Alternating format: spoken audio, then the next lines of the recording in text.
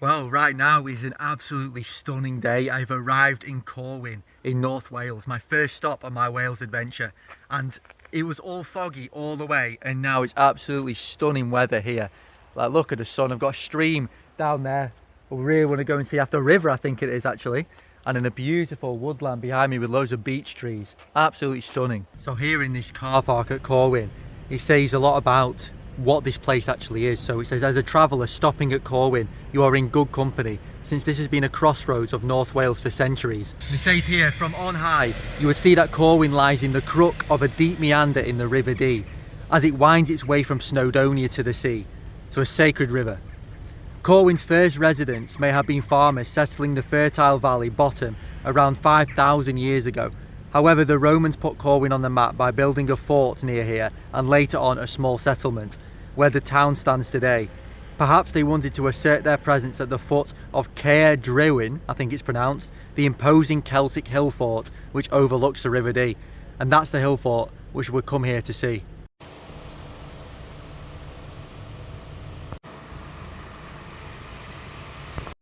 Wow, already I feel like I'm back on my Cornwall adventures, looking at these little churches. This church is easily missed from the main road. This is the church of Saint Mael and Saint Sulian. I don't know how you pronounce that. It's M-A-E-L. So if anybody knows, I don't know, drop it on the comments maybe. Saint Mael. But whoa, look at this. Honestly, I could already feel the energy when I walk through here. Take a look at this church.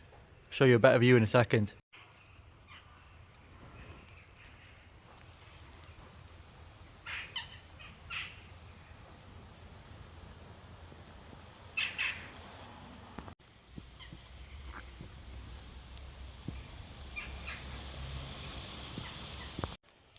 So that over there in the distance is that Celtic hill fort that we saw in the text before. Well, I'm nearly certain it is. And that is where I want to head, either later today or tomorrow. So I'm on a lovely little walk in the woodlands here. And this time of year is really interesting because you can hear the birds singing more. The first catkins are on the trees, and you can hear and sense those first signs of spring. It's a very interesting time of year. It's where the winter, we're still in the depth of winter, but you can hear those first signs, and it gets you excited about what the true new year in March the 21st. Well, some say maybe February the 1st at Imbolc. Well, when spring comes, that's the new year. But yeah, it's exciting times. So at the beginning of this walk was where the old workhouse used to be.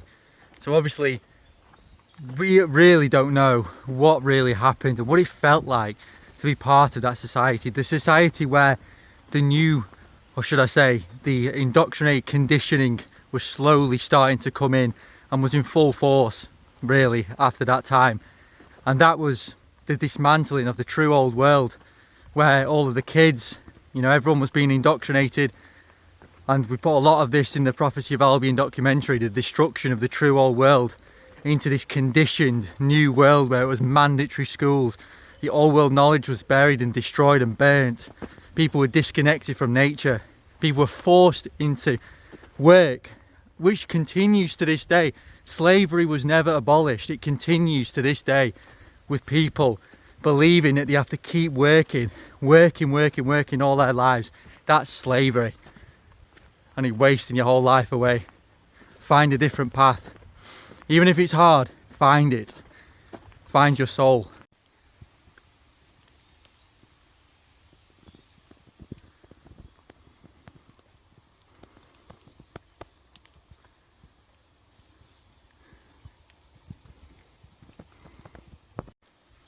Wow, what a woodland this is. Full of native trees. Look at these oaks. We've got yews behind them. Look at this massive oak tree. All part of the Celtic tree Oham. Wow, beech everywhere. Got a little young yew tree growing there, I don't know if you can see that one. Oh, it's so stunning, and the hills in the background. I did not expect Corwen to be so beautiful. I've not even seen the Celtic fort yet. I've always wanted to experience winter van life, you know, going back to the van cozy. Finally got the heater on. Well, sorry. And yeah, if it gets cold tonight, we'll stick it on Adventure in the daytime, cozy at night time. What more can you ask for? There's just so much life, so much wisdom flowing through these ancient woodlands. We have to protect what we've got left. We cannot be cutting down any more of these ancient trees. We need to be spending day after day in sensory connection with our Mother Earth. You know, reading Michael Cohen's book, Reconnected with Nature, he says that the majority of people spend less than 1 day per lifetime in sensory connection with nature, without technology, without thinking and obsessive thoughts. 1 day per lifetime. And then the average person spends 95% of their life indoors. When we've got all of this, we've been disconnected from our natural attractions, he says. Everything's a natural attraction. In nature, everything exists only because it's attraction to the next thing right next to it. For example, the worm in the soil, the moss and the lichen, the soil and the trees. And he's saying, for example, have got that same wisdom inside of us. For example, when we are thirsty, our natural attraction is to drink. So therefore our natural attraction is to water, because then by drinking water, it goes in us, and then that water gets then put back into the earth. That's our natural attraction in the present moment. The only truth is the natural attraction in the present moment. And if we can't trust that, we can't trust anything. The only thing that's real is the present moment and the natural attraction, just like in nature. And this is what he says in his book. I'd highly recommend it to anybody. The truth is in nature. The human stories is what have placed all this deception upon us. We've got such a duty to protect our mother, to reconnect with her, and to be outside. I know I've got technology on me now because I'm doing this video, but without technology, sensory connection with nature, try and engage all of your senses. He says we've got at least 53 different senses. 53, but that's at least, not the 5 senses we've just been talked about. And wow, just everything, it just screams aliveness in nature. Every single thing. This is probably the best woodland I've ever been to in regards to ancient trees. Absolutely stunning.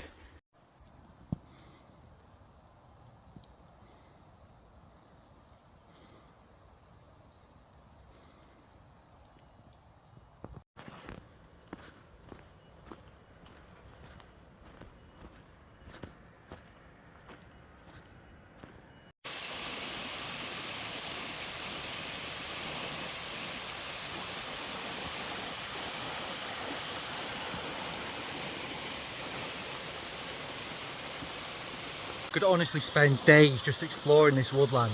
I think that's exactly what I am going to do. Tomorrow morning just going to immerse myself in this woodland. If I write down the bottom here, if you can see, so they've got the town, the village of Corwen, the town of Corwen is below me.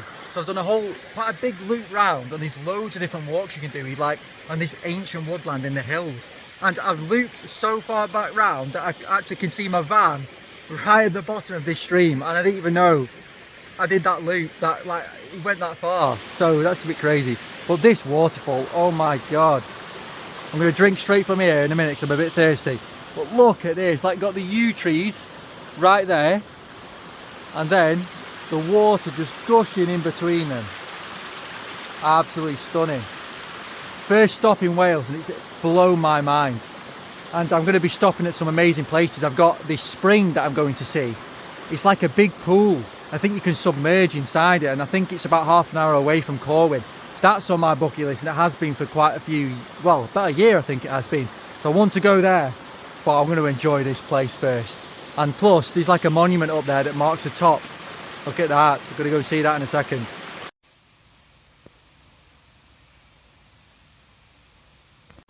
So on this plaque here, it says, opposite you will see the distinct round-topped hill called Corwen, which I mentioned before, the Celtic hill fort. So it's a standing sentinel above the river. It may be no surprise that this was an important hill fort, the largest one of a chain down the Dee Valley, during a time when only hilltops were clear of trees. Iron Age people built this fort by erecting a large dry stone wall. So behind me, there we go, that is Corwen. And now we'll try and find what this is behind me. So apparently this monument was built overlooking the town in 1863 to commemorate the marriage of the Prince of Wales, later to become King Edward VIII, I think it is. It was restored in 1911 for the investiture for his grandson, later King Edward I'm not sure what that says, Roman numerals. as Prince of Wales. So that's what this structure is behind me.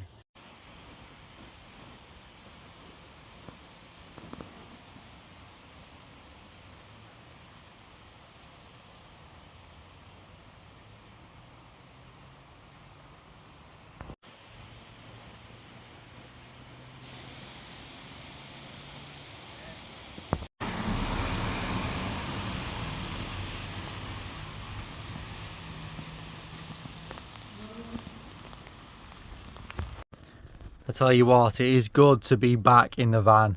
Got the stove on, cup of tea. It's going light a little bit later today, so I had a longer walk.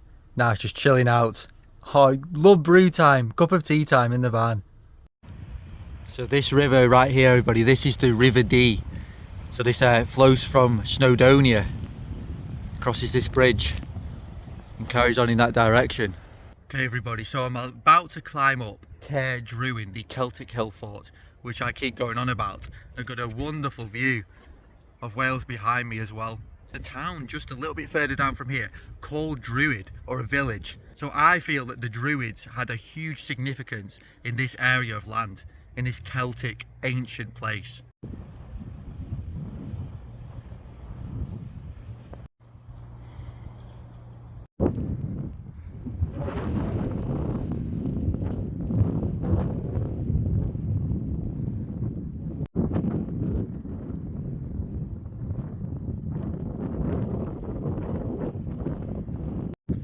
Well, just look at all of these rocks scattered around as if a huge wall or structure, one of those like we used to find at the top of a mountain, maybe a cairn, was once present. I mean, I've never seen so many rocks scattered around the top of a hill before.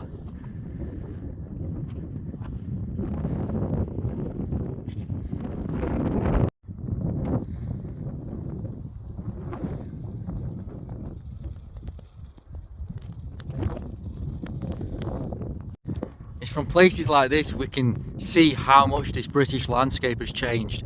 All of these trees massacred just for sheep grazing and farmland. This was once going to be entirely forest. Like all of England was about 90% forest, and now I think it's about 5 or 10%. I'll have to look that up, but it's absolutely crazy. But we could build so much of that forest back if we come together and rethink how society works. And I always talk about The Man Who Planted Trees on my videos a lot of the time, because we did a remastered version of that French film, and that is the perfect film for understanding how one man can come together to rebuild this world. So imagine how if we all came together to rebuild the world and plant trees. So that film was Elzéar Bouffier, one man planting trees over his lifetime, and he changed the entire landscape to where he lives. And this is based, some people say it's a fictitious story. I beg to differ. I think there's a lot of truth in there. There's that sort of real place maybe in that. But look it up. Elzéar Bouffier, The Man Who Planted Trees. We did the reimagined version. If you scroll down through my YouTube, you'll be able to watch that one. Strongest winds I've ever felt, and these jackdaws are walking around like it's no big deal. This shows to us how much physicality we've lost if nature, like these weigh a couple of grams, can like just walk like it's nothing. Just like those jackdaws, we need to be focusing on our physicality, because if you look around and just observe nature, and especially the birds, say the pigeons, the jackdaws, when they were flying, I can see they were reading the wind and they know exactly where to land on the tree. And they're gliding in the wind, they're using their body, and they know exactly what to do. It's their instinct. They've been growing up in nature, they've been growing up using their physical body. Where here in the Western world, we've been growing up inside. We've not used our bodies in the way that they should. We've not developed in the way that we should. But that development can still happen once we practice true training. Because many people think they're training when they do all these exercises, but is it true training? True training is movements that allow you to feel more free. Of course we can do weights and everything to grow, and we can do excessive running and stuff like that. It's all good, but it's useless if you don't have the fundamental basic physicality and ways to move as a human. And we need a balance of strength, we need a balance of agility, balance, coordination, strength. All of this needs to come together to be a balanced physical human, and then we can live life to our optimal level. Like, what's the point in living if we can't practice being physical? Because it enhances our quality of life if we're physical beings and that we know how to use our body in certain ways. So I'm once again in the woodland here in Corwen, and I've actually found the stone circle. I don't know what the history of this one is, but it's definitely a stone circle. So that one's the central stone, and then all around the outside we have got all of these different stones. They're not quite standing, some of them. So this one is in the corner, and this one there, but not all of them are. Then it's like a central piece. Very interesting. This is again my favourite woodland here, a little bit further up. So I've looked it up on the internet, and apparently it's called the Gorsedd Stone Circle, built in 1919. So it's the newest stone circle that I've ever been to.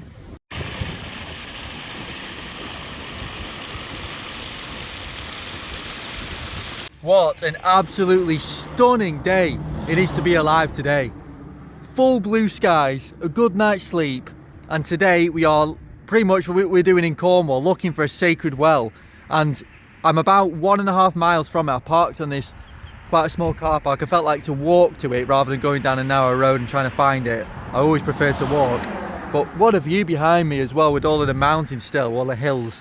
I can't wait to find this well. This is one that you can actually bathe in. So if it's quite close I can find, I might even come back with a towel and bathe in it. Or I might take one, but it's going to be good. So for those wondering where I am not far, about 10 minutes from Ruthin, and near Ruel as well, if that's how it's pronounced. And this is where I'm looking to find this sacred well.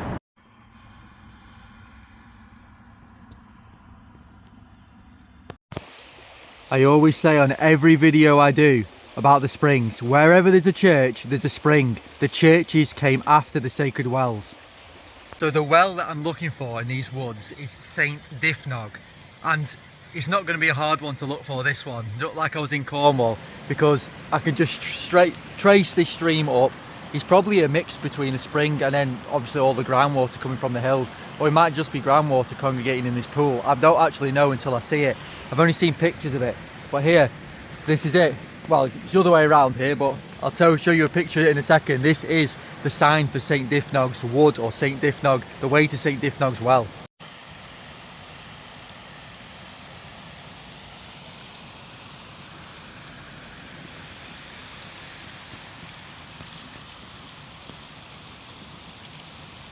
I've noticed on this trip in Wales so far that there's so many yew trees. These are all yew trees in these woods, or most of them are at the moment, mixed between beech. You can see some, you can see most beech and yews at the moment. And the yew tree is a special tree. It's the tree of immortality, because it doesn't actually lose its leaves as well.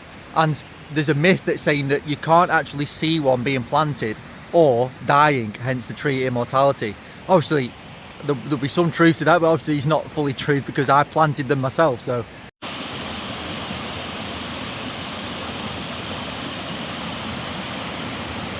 So this is St Difnog's Well. Absolutely incredible. Look at that. It's flowing down from there. I think it's bubbling up from the side. I'm going to check it out in a minute. I'll give you a much better view in a minute, but oh my god, this is incredible. I've never seen a place like this before. It's a proper pool in the summer, or even now, I don't know about it. It's very cold, but it'll be a perfect bathing spot.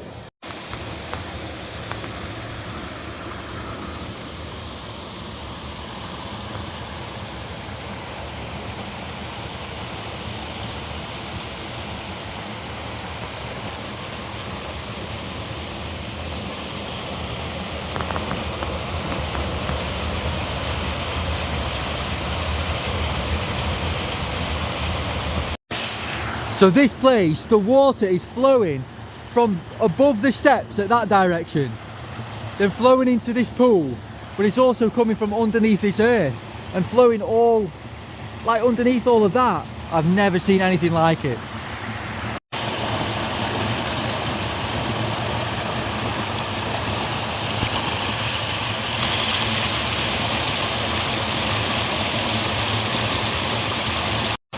Wow, and it also flows underneath that part of the ground.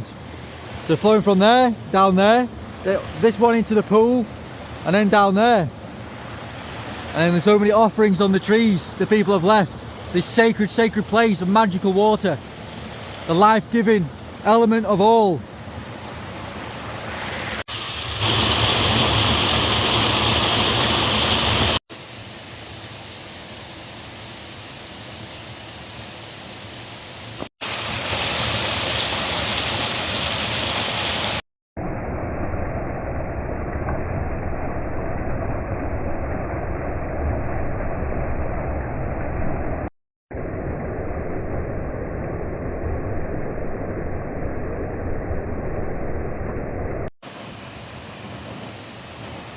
Another sacred yew right next to the well as well here. It's a big one.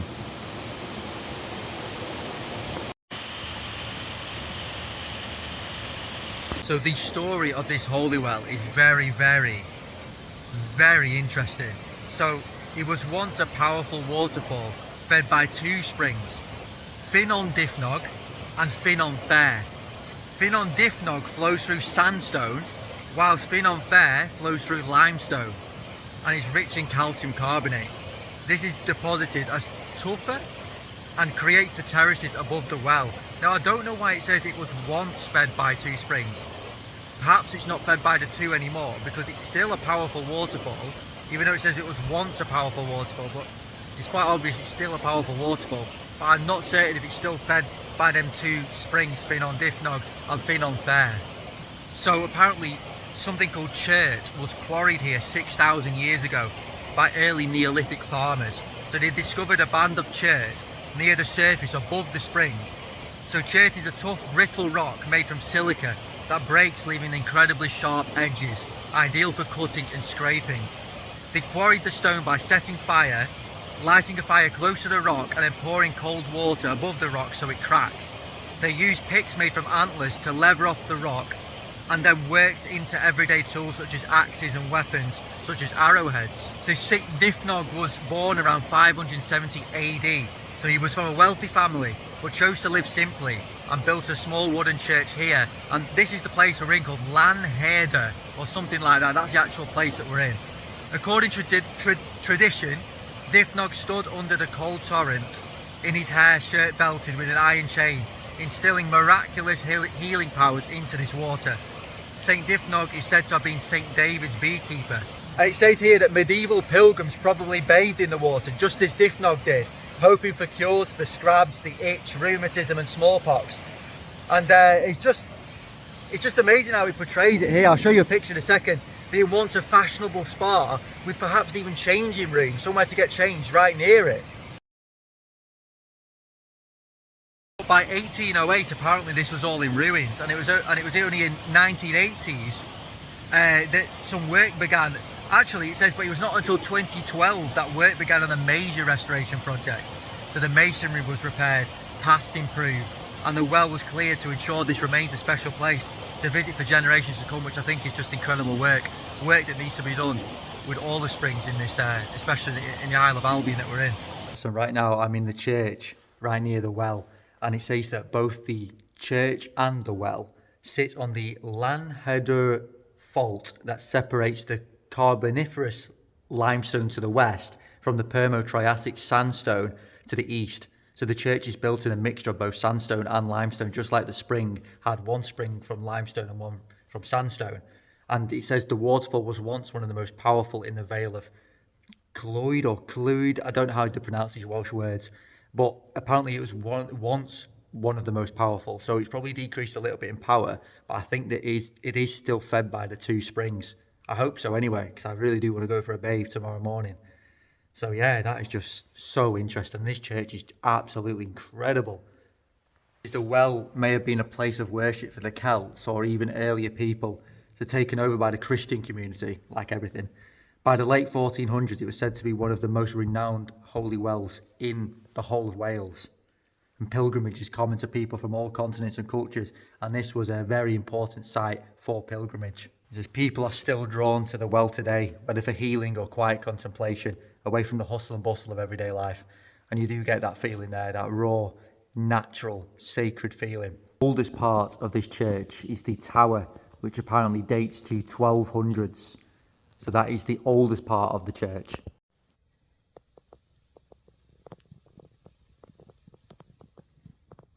So everybody, if you've enjoyed my episode 1 of my Wales van life trip, please like and subscribe to the channel if you're new, and check out the Cornwall part 1 to 4 that I did on my YouTube, so exploring all the sacred springs in a big documentation of them. And then I also went to Totnes, explored the coast of Devon as well, the southern coast, and paid a visit to the sacred Leech Well and the Leech Well Gardens at Totnes. So that was a great trip. You know, I spent about 5 weeks there exploring Cornwall, and so please check out that, subscribe to the channel, and I'd really appreciate any comments. So thank you very much for watching, everybody. I'll see you on the next video.